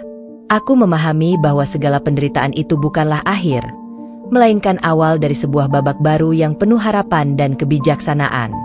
Proses hukum yang begitu panjang dan melelahkan akhirnya mencapai puncaknya. Sidang-sidang yang diwarnai ketegangan dan drama itu menuntunku kepada pengakuan penuh dari hakim bahwa segala aset dan rumah mewah yang sempat dirampas adalah hakku sepenuhnya. Rasa lega dan haru menyelimuti hati ketika keadilan ditegakkan. Tapi yang lebih penting, aku belajar arti keteguhan, kesabaran, dan keberanian untuk memperjuangkan kebenaran tanpa kenal lelah. Setelah kemenangan itu, aku mulai mengelola kembali aset-aset yang kini kupegang dengan tanggung jawab besar. Aku belajar seluk-beluk dunia investasi dan manajemen keuangan, berkonsultasi dengan para ahli demi memastikan bahwa apa yang kuperoleh bisa terus berkembang dan memberikan manfaat tidak hanya untukku, tapi juga untuk masa depan keluargaku dan orang-orang yang kucintai. Di saat yang sama, aku membangun bisnis yang menjadi ladang pengembangan diri dan sarana untuk membantu orang lain. Bisnis itu bukan sekadar mencari keuntungan, tapi juga medium untuk memberdayakan banyak wanita yang menghadapi situasi sulit. Aku ingin kisah perjuanganku menjadi inspirasi nyata, bahwa dengan ketekunan dan keberanian, setiap wanita bisa bangkit dan meraih kehidupan yang layak. Namun, perjalanan ini tidak hanya soal materi dan bisnis. Aku juga memperbaiki hubungan sosial yang sempat retak akibat konflik berkepanjangan. Dengan hati yang lapang dan sikap tulus, aku berusaha membangun kembali jembatan dengan sahabat lama dan keluarga yang mendukung. Aku belajar bahwa kekuatan sejati datang dari dukungan dan solidaritas, bukan dari pertentangan dan kebencian. Mertua dan ipar yang dulu angkuh kini mulai kehilangan pijakan mereka. Reputasi mereka tercoreng, dan mereka harus menghadapi konsekuensi dari perbuatan mereka sendiri. Tapi aku memilih untuk memaafkan mereka, bukan karena aku lemah, tapi karena aku ingin hidupku bebas dari bayang-bayang dendam dan kebencian yang bisa merusak jiwa. Malam-malam yang dulu penuh gelisah kini berubah menjadi waktu untuk refleksi dan perenungan. Aku menulis jurnal harian, merekam setiap proses yang telah kulalui, sebagai pengingat dan motivasi agar tetap kuat di masa depan. Aku yakin, perjalanan ini akan menjadi kisah yang bisa menginspirasi banyak orang. Kini aku menatap masa depan dengan penuh keyakinan dan optimisme. Aku siap menjalani hidup dengan segala peluang dan tantangan yang akan datang, karena aku tahu, aku telah melewati badai terberat dan keluar sebagai pemenang sejati. Rumah mewahku bukan hanya simbol kekayaan, tapi lambang keteguhan, keberanian, dan kemenangan seorang wanita yang tak pernah menyerah. Pagi itu, langit cerah tak seperti biasanya. Tidak ada mendung, Tidak ada awan kelabu yang bergelayut seperti beban yang dulu selalu menyesakkan dadaku. Untuk pertama kalinya dalam sekian lama, aku merasa ringan. Udara yang kuhirup terasa lebih bersih, lebih bebas. Seolah semesta ikut membisikkan bahwa semua luka itu sudah tertutup, meski bekasnya tetap terukir dalam.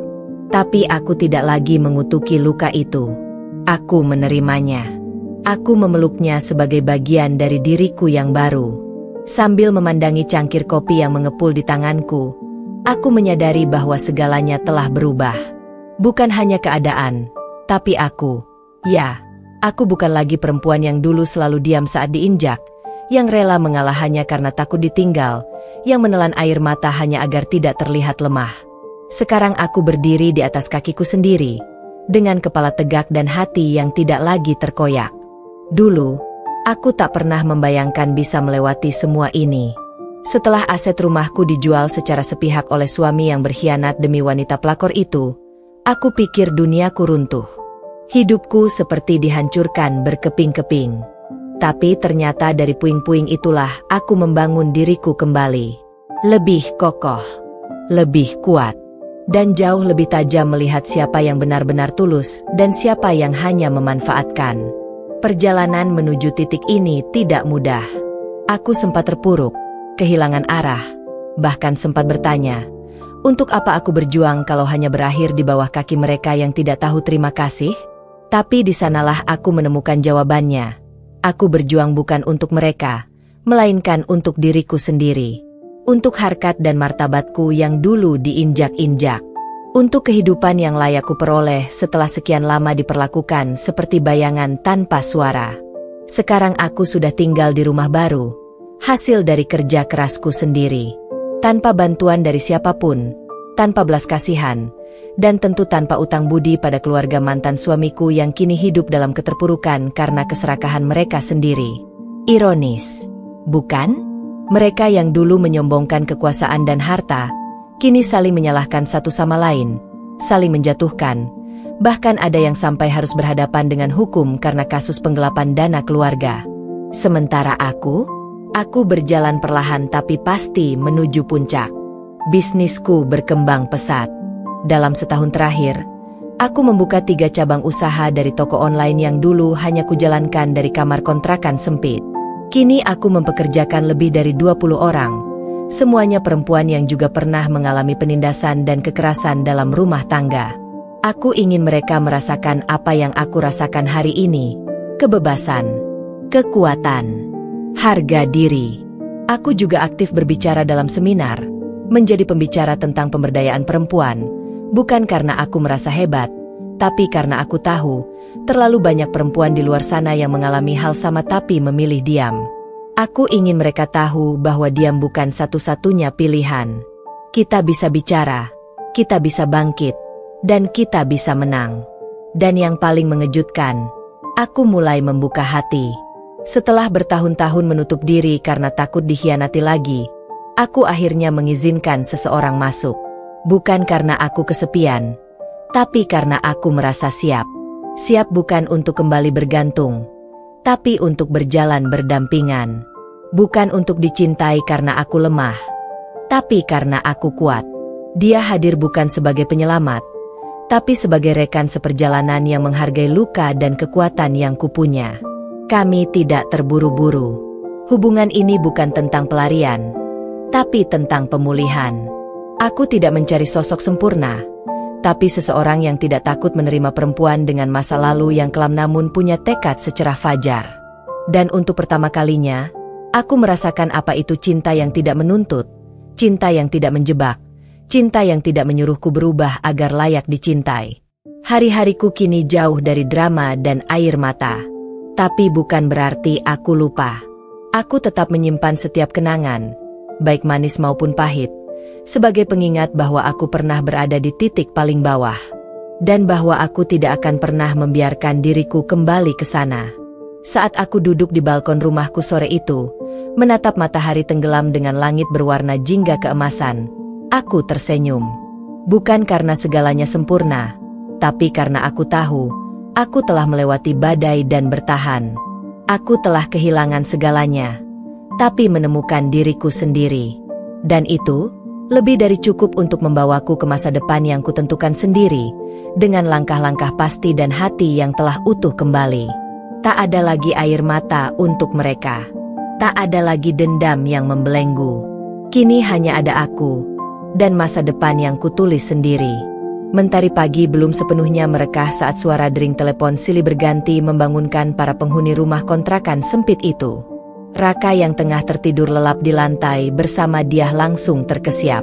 Tangannya meraba-raba mencari ponsel, tapi yang ia temukan hanya selimut bau yang sudah bolong-bolong dan tubuh Diah yang mulai menggigil karena angin subuh menembus dinding triplek tipis mereka. "Mas, itu telepon siapa sih?" tanya Diah dengan nada ketus. "Aku nggak tahu. Mungkin dari kantor proyek. Aku coba cari kerja lagi kemarin." Raka mengangkat ponselnya yang ternyata adalah pemberitahuan email dari pengacara. Matanya membelalak.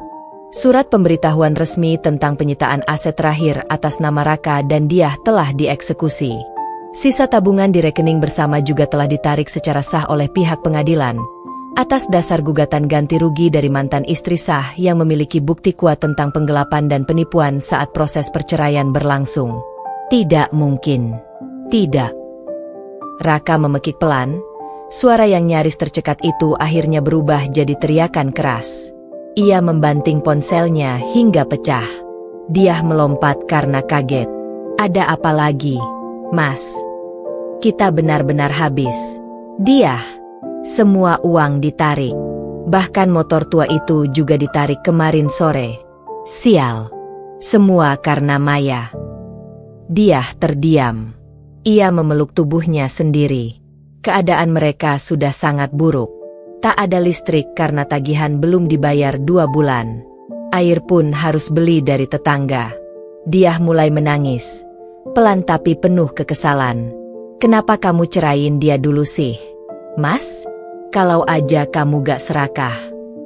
Plak. Tangan Raka mendarat di pipi Diah. "Diam. Semua ini karena kamu juga. Kamu yang minta hidup mewah. Sekarang nyalahin aku. Dasar pengecut. Maya lebih jantan dari kamu. Setidaknya dia gak pernah mukul aku walau dihina dan diinjak kayak gini." Diah menangis sejadi-jadinya. Menyesal, marah, dan hancur dalam satu waktu. Di sisi lain kota, Maya sedang duduk anggun di ruang kerjanya yang baru. Kantor yang menghadap ke pemandangan kota dari lantai 15 itu adalah hasil keringatnya selama 2 tahun terakhir, penuh perjuangan dan air mata. Tapi hari ini, ia hanya tersenyum kecil sambil menandatangani satu berkas terakhir dari tim hukumnya. Semua sudah selesai, Bu Maya. Tak ada lagi aset atau celah hukum yang bisa mereka manfaatkan. Bahkan kalaupun mereka kerja siang malam, tidak akan bisa lepas dari daftar hitam BI dan gugatan perdata. Bagus. Maya berdiri perlahan, tubuhnya tegak dan penuh percaya diri. "Aku tidak akan membiarkan orang seperti mereka hidup nyaman setelah menjatuhkan aku sedalam itu. Aku tidak balas dengan kekerasan, tapi aku kembalikan rasa sakit mereka lewat kehancuran sistematis." Tak lama, asistennya masuk membawa dokumen tambahan. "Bu Maya, permintaan dari salah satu stasiun TV nasional sudah disetujui. Mereka akan menayangkan kisah ibu sebagai inspirasi wanita Indonesia." Maya tertawa kecil. Satu kisah lagi untuk dunia tahu, kalau wanita yang diremehkan bisa berdiri lebih tinggi dari siapapun yang mengkhianatinya.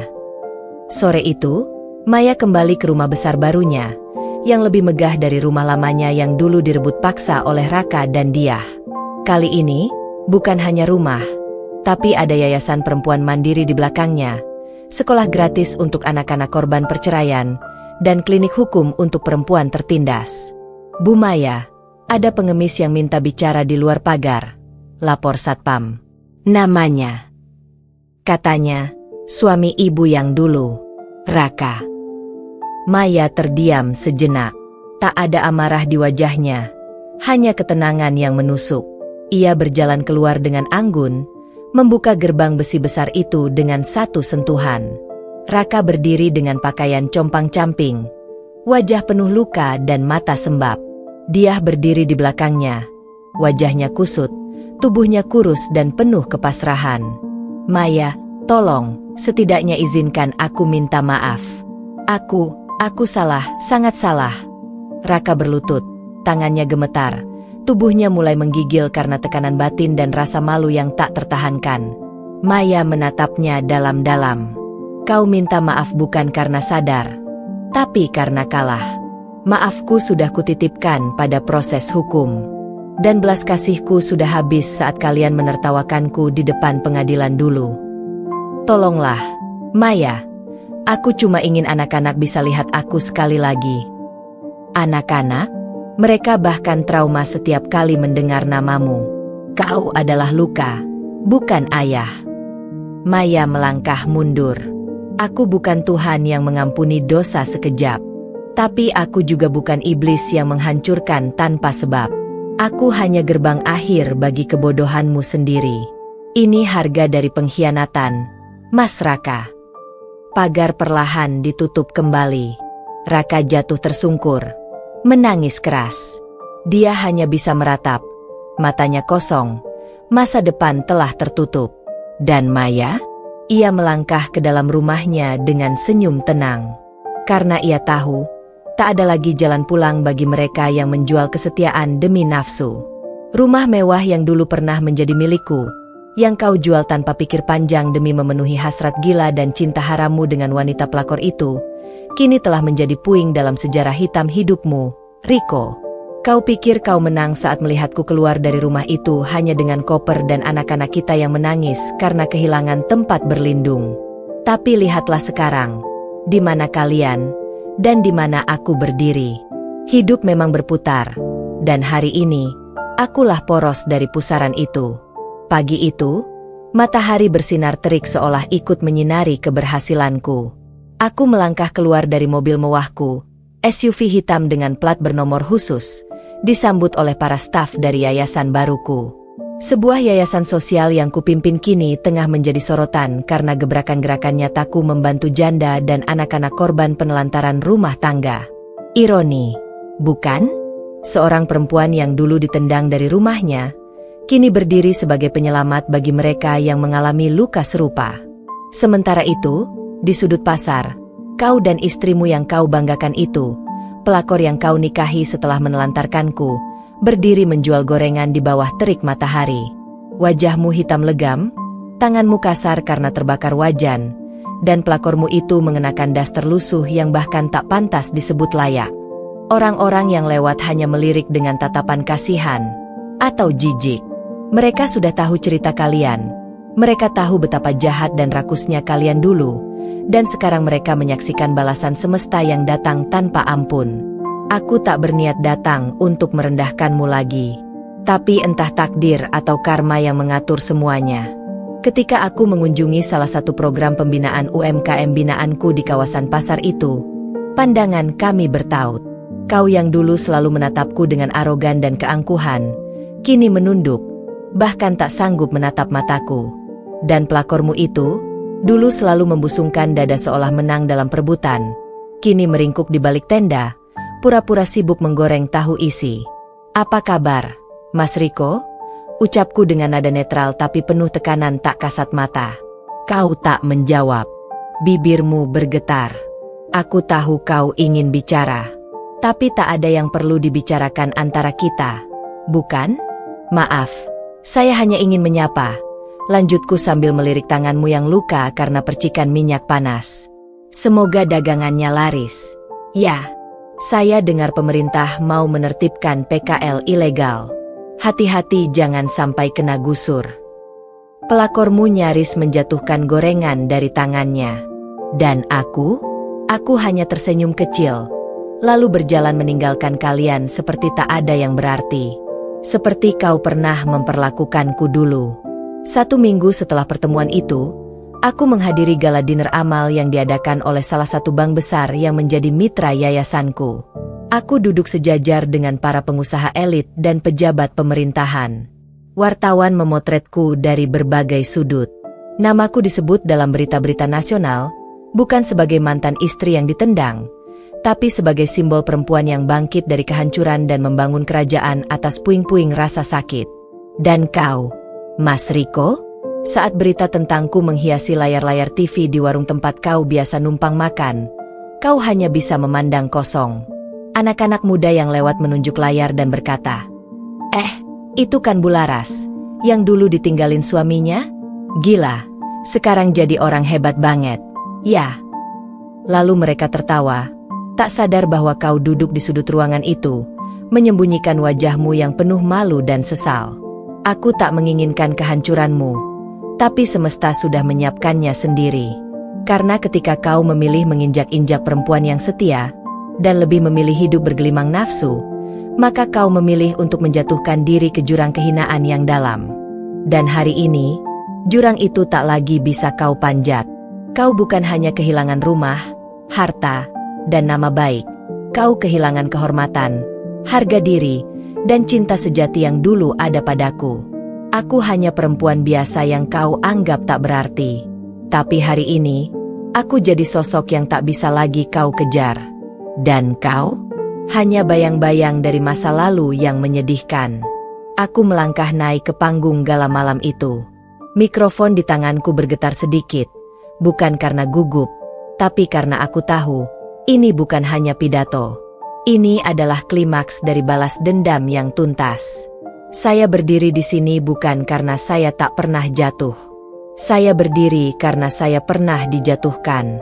Tapi saya memilih bangkit, dan tak tinggal diam. Karena wanita yang tak dihargai, bisa menjadi wanita paling mematikan ketika dia tahu kekuatannya. Sorak dan tepuk tangan menggema. Aku tak menangis. Aku tersenyum. Dan malam itu, bukan hanya kemenangan, tapi pembebasan.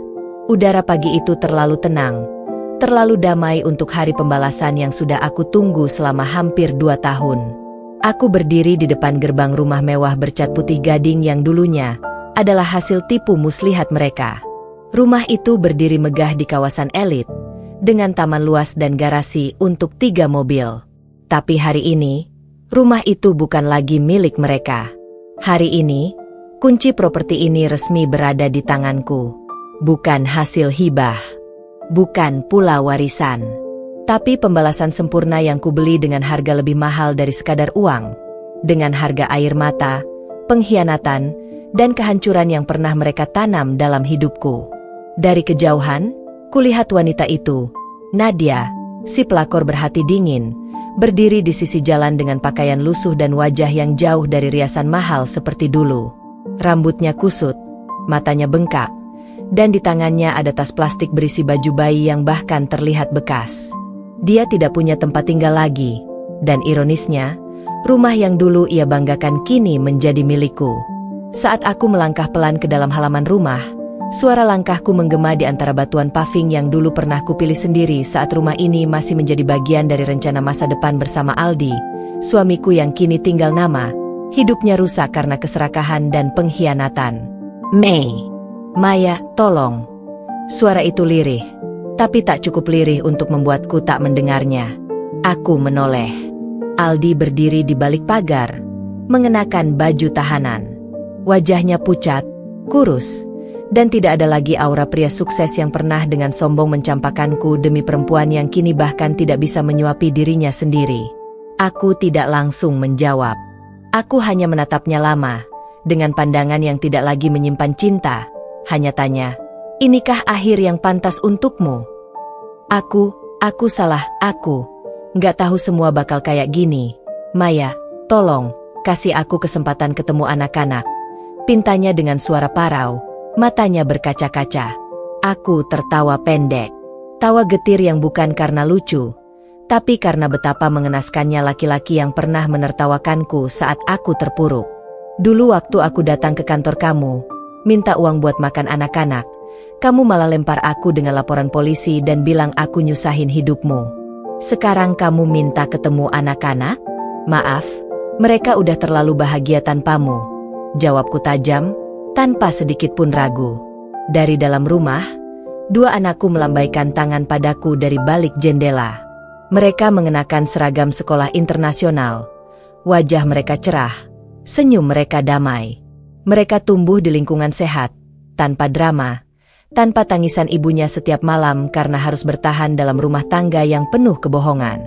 Aku berjalan masuk ruang tamu, duduk di sofa empuk yang dulu jadi simbol kemewahan yang aku dambakan. Kini sofa itu adalah singgasana balas dendamku. Aku menyentuh dinding, melihat-lihat foto-foto lama mereka yang masih tergantung. Foto saat Nadia dan Aldi berpura-pura bahagia di pesta ulang tahun rumah ini, yang dulu mereka rayakan dengan mengundang orang-orang penting. Tapi sekarang, tidak ada satupun yang peduli lagi pada mereka. Nadia menjerit dari luar pagar.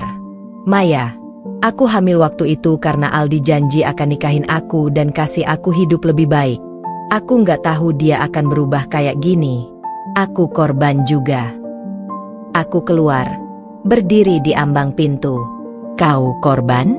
Kau perampas suami orang, menghancurkan keluargaku, dan dengan bangga bilang aku wanita tak tahu diri saat aku menuntut keadilan. Kau bukan korban, Nadia. Kau pelaku yang sekarang panen hasil perbuatannya. Dia menangis, berjongkok di tanah, meratap. Aku memberikan isyarat ke satpam untuk mengusir mereka dari depan gerbang.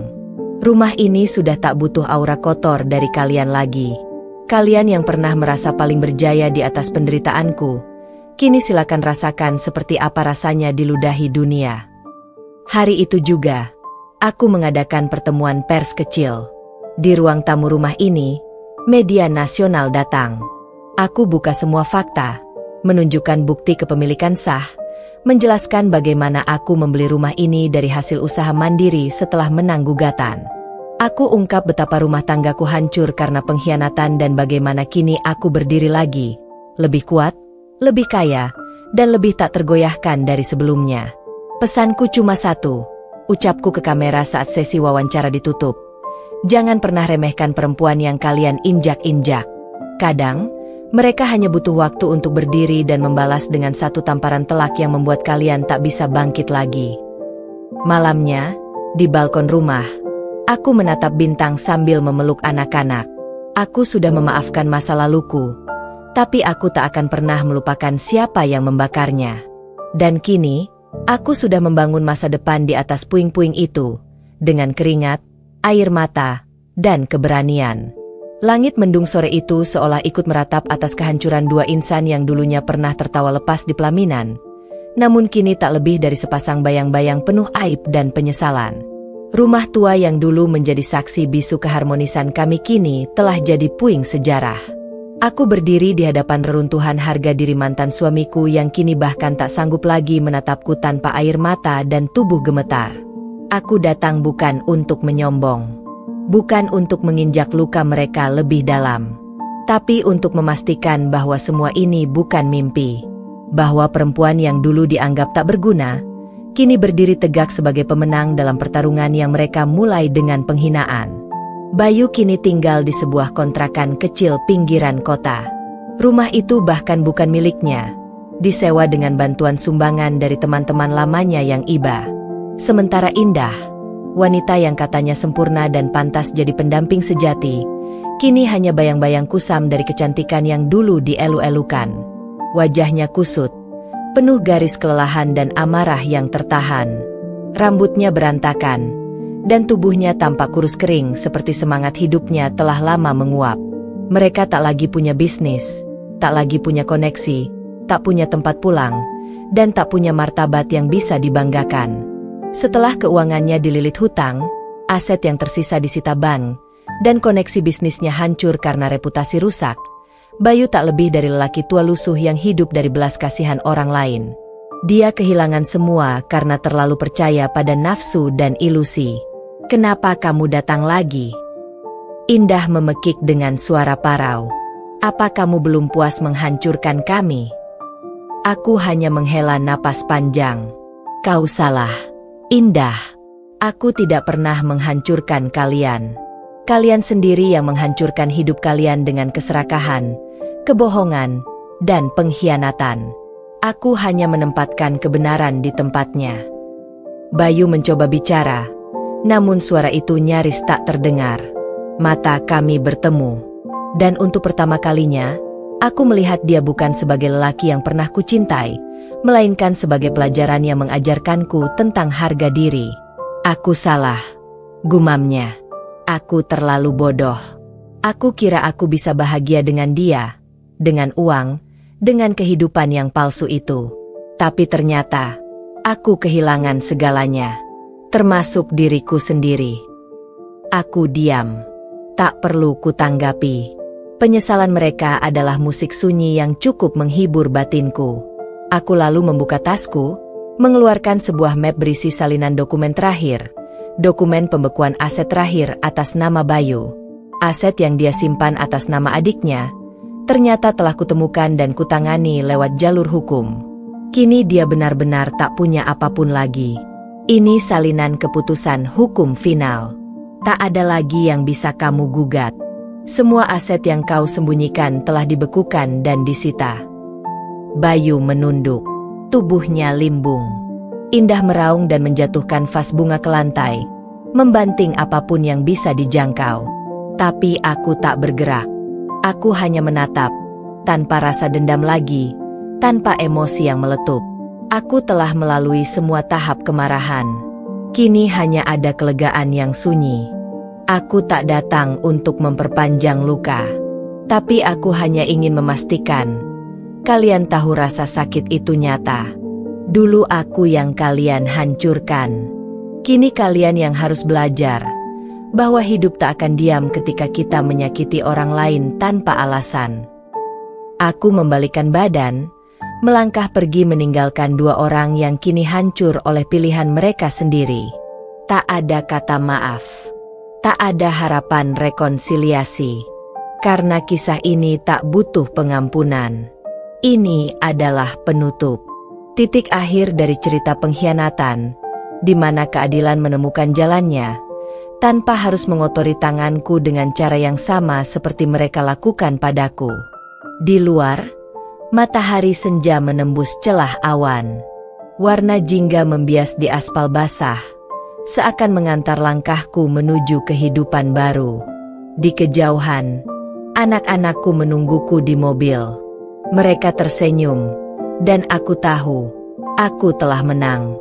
Bukan karena mereka menderita, tapi karena aku tidak lagi membiarkan siapapun merendahkanku.